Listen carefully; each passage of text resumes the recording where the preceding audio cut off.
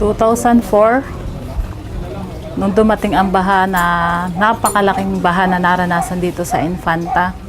Napakalakas ng ulan. 6 o'clock ng hapon ay walang tigil ang ulan. Tapos nung mga brownout siya, wala siyang kuryente, no power supply. Then umaga ay nung hapon ay may narinig kaming malakas na tunog. Something like that, yung tunog na malakas, at bigla na lang yung malakas na ulan na buhos ng napakalaking tubig ay dumaan sa loob ng bahay namin, at kami ay nasaraduhan sa loob. Then yung bahay namin ay nabuksan yung likod, doon kami dumaan sa likod, para kami nakulong, doon kami dumaan sa likod, at kami ay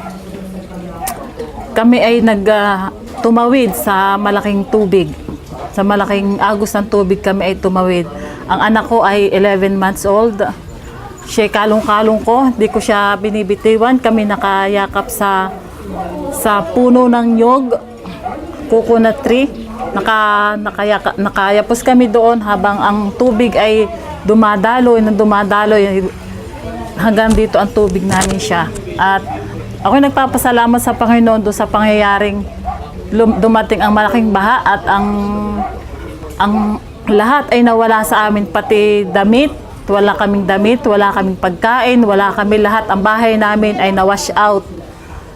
At salamat sa Panginoon, sa tulong ng Star of Hope ay kami ay nabigyan ng bahay. Kagaya dito sa pabahay ng Star of Hope, kami ay isa sa mga beneficiary na nakareceive ng bahay, at nawala yung aming bahay, pero kami ay binigyan ng panibagong bahay. Salamat sa tulong nila, sa lahat ng mga itinulong nila sa amin, pagkain, bigas, lahat po na ibinigay nila sa amin ay salamat. Sa ngayon kami po ay nakatira dito sa Star of Hope core houses, at kami po ay nabigyan dito ng bahay hanggang sa ang 3 kong anak ay dito na po nag-aaral.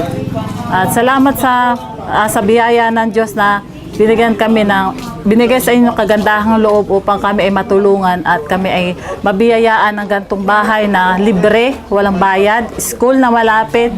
At salamat sa Diyos dahil kayo po ay naging daluyan upang kami ay muling makaahon, upang kami ay muling sumulong sa panibagong buhay ng aming tatahakin. Salamat po, salamat sa Diyos, salamat.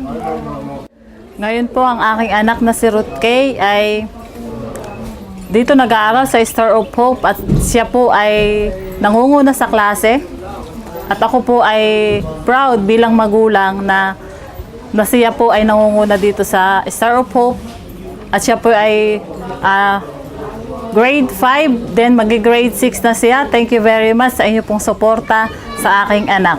Thank you very much.